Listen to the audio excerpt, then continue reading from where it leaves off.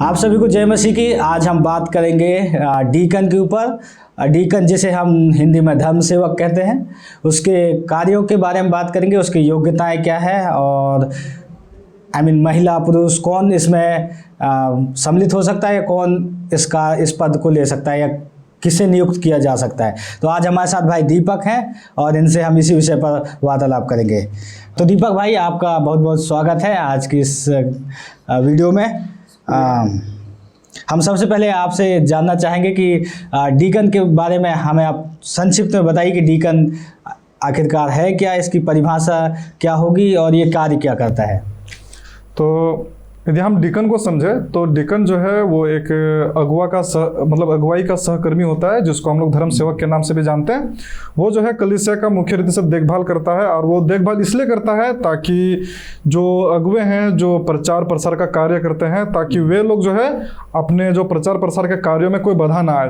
तो इसलिए जो है प्रत्येक कलीसिया में डीकन होते हैं जो कि व्यवहारिक कार्यों में कलीसिया में सहायता मदद करते हैं, ताकि जो अगुवे हैं वो लोग अपने कार्यों को ईमानदार वफादार के साथ उन लोगों का जो प्रचार का और सुसमाचार का प्रचार और इस जो चरवाही का काम है उसको वो लोग नियमित रीति से कर पाए। अच्छा, तो हम इसका उदाहरण कहाँ पर देख सकते हैं? बाइबल में हम कहाँ पाते हैं एज ए डीकन कुछ कार्य कर रहा है, कलीसिया में फंक्शन कर रहे हैं, जिनको नियुक्त किया जा रहा है, कहाँ पे हम पाते हैं? हाँ, तो यदि हम डीकन के बारे में सबसे सर्वप्रथम देखें तो डीकन शब्द जो है ऐसा जरूरी नहीं है कि हम नया नियम में ही पाते हैं, लेकिन डीकन शब्द जो है या फिर धर्म सेवक जो है वो हमें पुराने नियम में भी मिलता है। तो पुराने नियम में मंदिरें होती थी और वो लोग जो है वहाँ के धर्म क्रम जो कार्य होते थे उनको वो लोग करते थे, तो हम पुराने नियम में भी देखते हैं। लेकिन जब हम नए नियम में आते हैं तो ऐसा बात नहीं है कि नए नियम में भी जो है एकदम से हम जब प्रेरितों के काम में आए, जब कलीसिया स्थापित होने लगी तब डीकन शब्द आया। नहीं, ऐसा जरूरी नहीं है और ऐसा है भी नहीं। लेकिन जब हम यीशु मसीह को देखते हैं सर्वप्रथम, तो यीशु मसीह के साथ कुछ लोग थे, जब यीशु मसीह प्रचार करते थे तो उनके साथ भी कुछ लोग थे जो कि व्यवहारिक कार्य में मदद करते थे। जैसे कुछ लोग पैसे को, कुछ लोग खाने को लेकर के ऐसे करके चिंता करते थे, जो कि सेवा कार्य में यीशु मसीह को मदद मिलता था। और तो इस प्रकार से हम देखते हैं। फिर हम देखते हैं प्रेरितों के काम उसका 6 अध्याय में जब हम उसको पढ़ते हैं तो वहाँ पे जो है कलीसिया बनी, कलीसिया में लोग बढ़ने लगे, और जैसे जैसे लोग बढ़ने लगे वैसे वैसे कलीसिया में जो है समस्याएं आना प्रारंभ हो गया। और जब लोग वहाँ पे जब चेले लोग थे, उन लोग का काम था मुख्यतः प्रचार करना, लेकिन प्रचार करने के बजाय वो लोग जो है कलीसिया में लोगों का जो लोगों की समस्या को, लोगों के जो उलझन है उनको सुलझाने में लग गए। तो इसलिए जो है जब प्रेरितों ने देखा कि अब हम लोग से जो है ये काम हम लोग करेंगे तो हम लोग प्रचार का काम कब करेंगे, तब उन लोगों ने सर्वप्रथम जो है डीकन को जो है कलीसिया में कुछ लोगों को नियुक्त किया जो कि वो लोग धर्म सेवक के काम करे और डीकन को काम करेंगे, डीकन के पदवी को संभाले। अच्छा, तो अगर हम इसको सारांशित करें या परिभाषित करें तो आप जो कहे उसके हिसाब से ऐसा कह सकते हैं क्या कि वह व्यक्ति जो समुदाय या कम्युनिटी या कोई समुदाय में व्यवहारिक कार्यों में सहायता करता है या व्यवहारिक कार्यों की देखरेख करता है, व्यवहारिक कार्यों में अपना हाथ बटाता है, उसे हम डीकन या धर्म सेवक कहते हैं। हाँ, जी हाँ। तो जो व्यवहारिक कार्यों में जो धर्म जो चर्च के काम में जो व्यवहारिक रीति से काम करता है उसको हम डीकन कह सकते हैं। और डीकन जो है वो जरूरी नहीं है कि मतलब कोई स्पेसिफिक काम कर रहा हो, छोटे छोटे काम। तो हाँ, यदि हम जब प्रेरित के काम में पढ़ते हैं तो स्पेशली वहाँ पे जो है खाने को लेकर के हुआ, लेकिन आजकल हम जब व्यवहारिक रूप से डीकन को देखते हैं तो हो सकता है पैसे के मामले में, हो सकता है बच्चों की देखभाल करने के मामलों में, हो सकता है जो चर्च बिल्डिंग है उसकी साफ सफाई के मामले में, हो सकता है कोई कुर्सी लगवाने के मामले में। तो जो व्यवहारिक कार्य है, जो कलीसिया में जो व्यवहारिक कार्य होता है उस चीज में वो यदि मदद करता है, सहायता करता है, उस पदवी के लिए नियुक्त किया जाता है एज ए डीकन, धर्म सेवक। तो इससे जो कलीसिया के अगुवे हैं उनको सहायता मिलेगी, वो फिर ये व्यवहारिक कार्यों की ज़्यादा चिंता नहीं करेंगे, वो अपने शिक्षा वचन इनमें ध्यान दे पाएंगे और तैयारी करके और परमेश्वर के वचन को सिखाने में उनको मदद मिलेगी और उनको फ्री समय मिलेगा। अगर हम धर्म सेवक तो व्यवहारिक रीति से देखें तो ये बहुत लाभदायक होगा कलीसिया के अगुओं के लिए, क्योंकि जब व्यवहारिक कार्यों में डीकन होंगे या धर्म सेवक होंगे और वो कार्य करने लगेंगे तो फिर पास्टर को या एक अगुआ को या अगुओं को जो कलीसिया में नियुक्त है उनको काफ़ी समय मिलेगा परमेश्वर के वचन के शिक्षा देने के लिए लोगों को, व्यक्तिगत से रीति से मिल पाएंगे, क्योंकि अन्य व्यवहारिक कार्य जो कलीसिया में हो रहे हैं उन पर डीकन लोग संभाल रहे हैं। तो ये बहुत आवश्यक है आई थिंक कलीसिया में, प्रत्येक कलीसिया में डीकनों का होना। जी, तो मैं एक उदाहरण दूंगा आपको।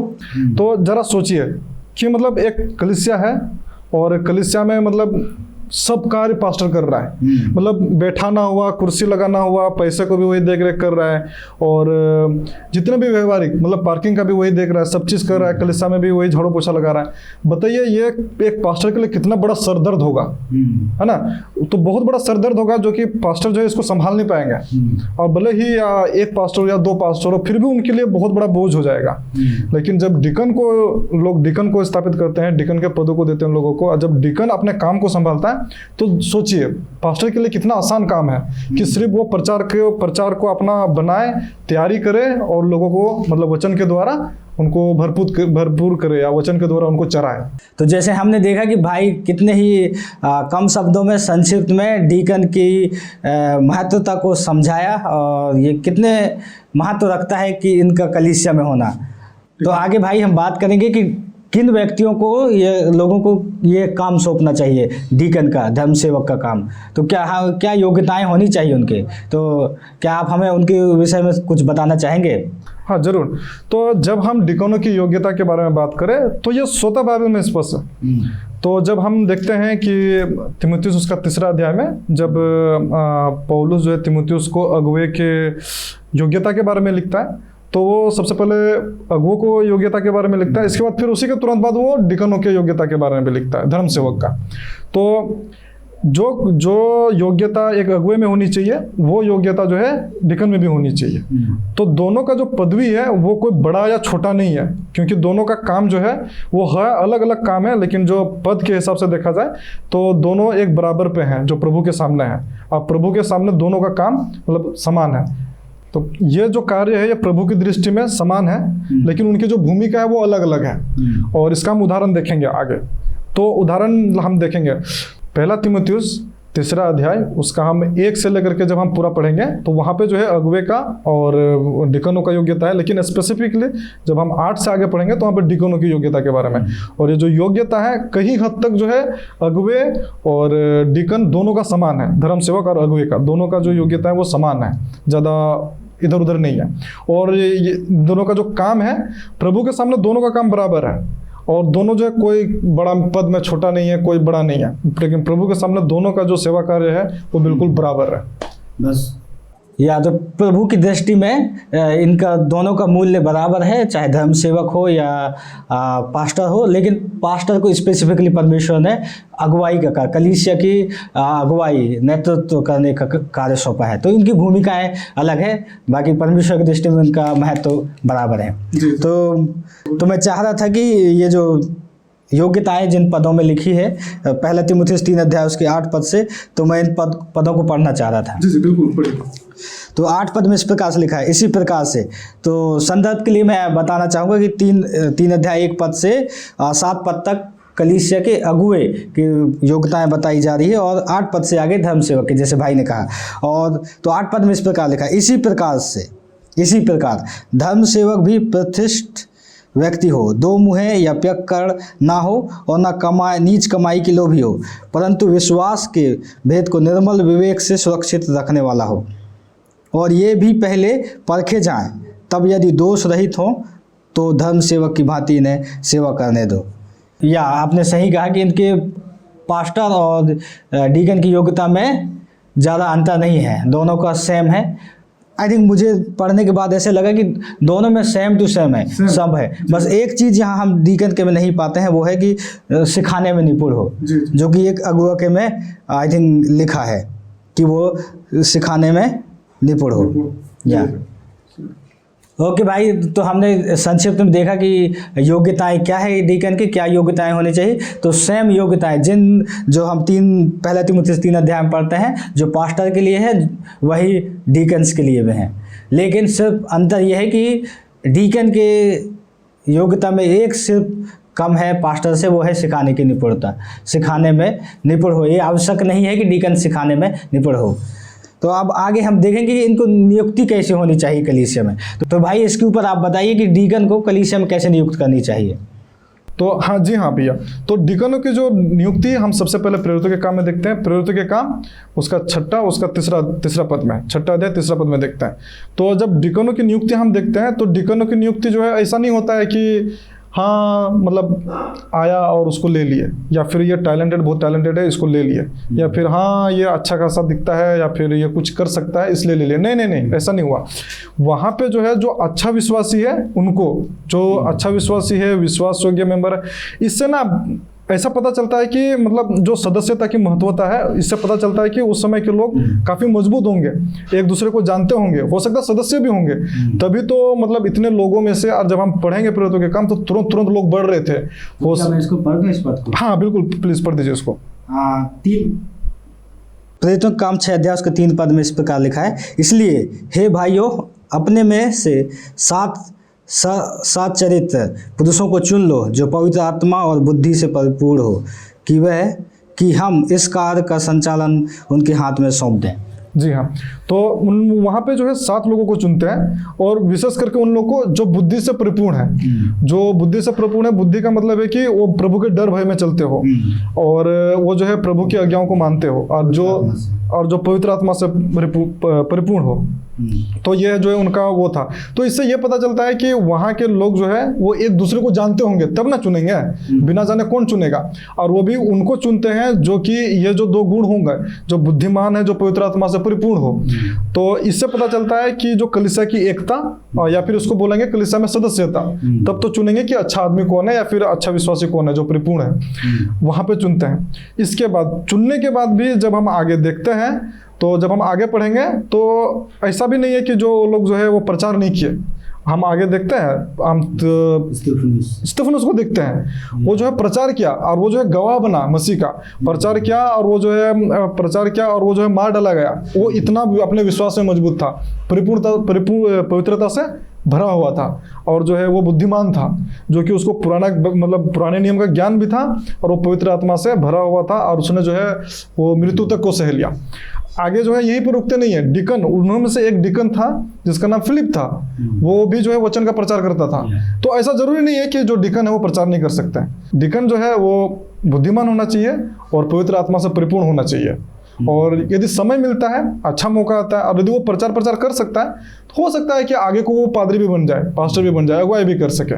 तो ये है कि तो ये आवश्यक है कि पवित्र आत्मा से, तो पवित्र आत्मा से सबको पास रहता है जो भी विश्वास करता है यीशु मसीह में। लेकिन यहाँ पर जो पवित्र आत्मा से भरना की बात की जा रही है, तो ये पवित्र आत्मा से भरना की उसकी अगुवाई में चलना, परमेश्वर के वचन आधारित, वही जो हम इवन पहला तिमुथियुस 3 अध्याय में देखते हैं, वही बात है। तो आप जिस हिसाब से आप बता रहे हैं कि डीकन की नियुक्ति कैसी होनी चाहिए, तो इस हिसाब से मुझे लगता है कि अगर मैं सही समझ पाया तो आप ये कहना चाह रहे हैं कि अगर कलीसिया में कोई विश्वासी और टैलेंटेड है, उसके पास बहुत कौशल है कि वो चीज़ों को कर सके, व्यवहारिक कार्य बहुत अच्छा से करता है, फिर भी उस बेस पर उसके आधार पर उसकी नियुक्ति नहीं होगी, उसको नियुक्त नहीं किया जाएगा। लेकिन बाइबल में क्वालिफिकेशन या योग्यताएं दे रखी है, ये महत्वपूर्ण है। जी या तो महत्वपूर्ण ये है। और इससे मतलब जब हम पढ़े ना इसको, तो कैसे लगा, ऐसा लग रहा है कि वो जो है पुराना सदस्य है जिसको लोग जानते होंगे, और तब ना उनको चुनेंगे।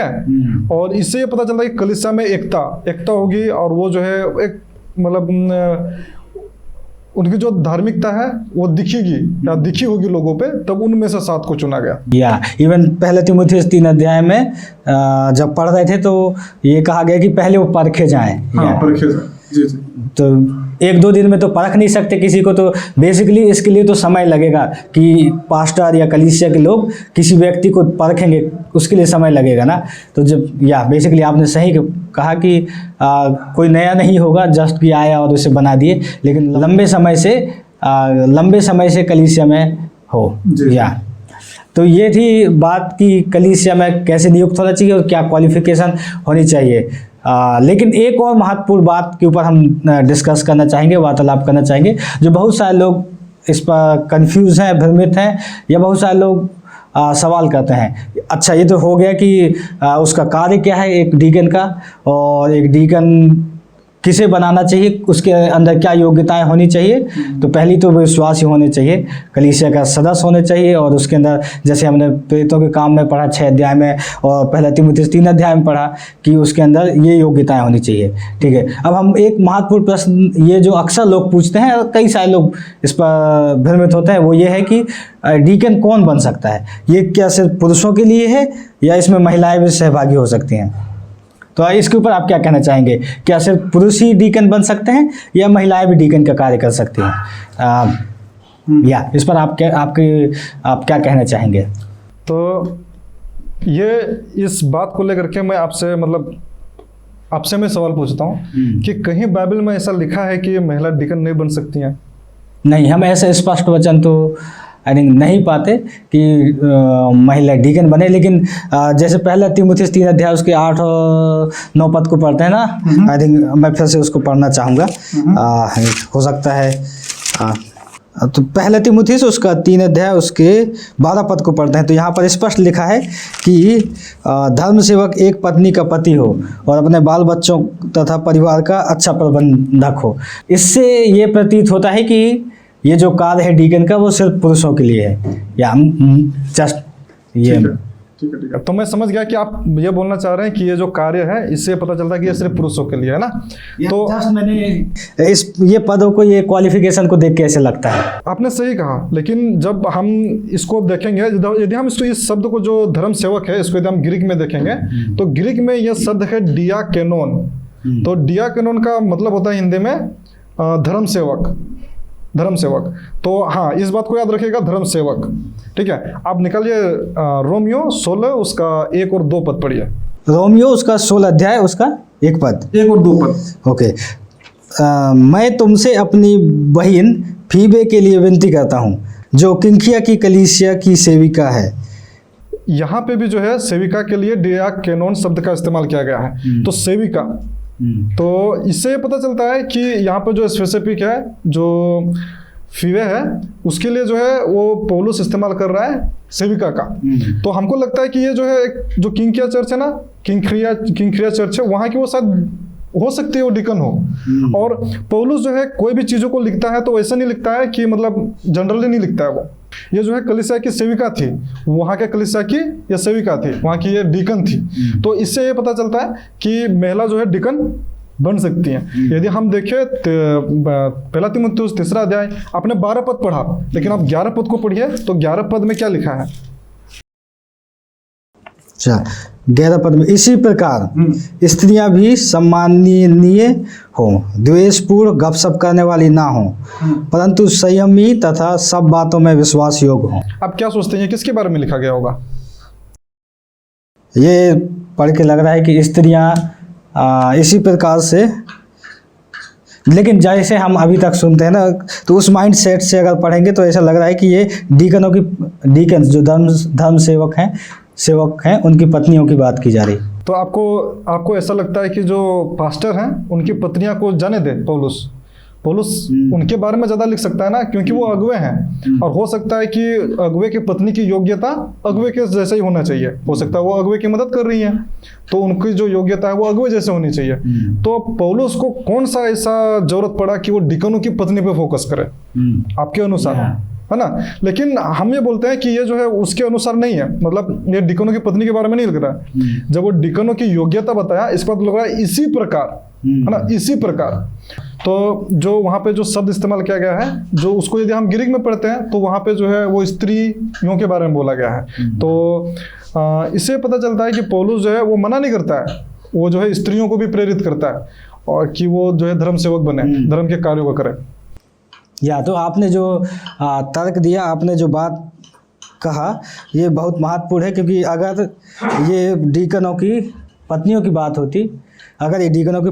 बात होती, तो पौलुस इवन यहाँ पर ना देखते हैं कलीसिया के अगुओं के जो योग्यता है उसमें उनकी पत्नियों के बारे में बात नहीं किया, लेकिन सीधे यहाँ पर डीकनों का ही क्यों? तो या तो ये बहुत महत्व रखता है, और या तो मुझे लगता है कि इस कारण से, तो मुझे लगता है कि आपने जितना समझाया, जिस प्रकार से आपने बातों को रखा, उससे मुझे लगता है कि जो आप ये कह रहे हैं कि महिलाएं डीकन बन सकती हैं। जी। और तो एक दो बात ये भी है कि बाइबल जो है कहीं भी महिलाओं को जो है डायरेक्टली बोला नहीं गया कि वो डिकन नहीं बन सकती। हाँ, अगुवे नहीं बन सकती, ये बात पक्का है, अगुवे नहीं बन सकती।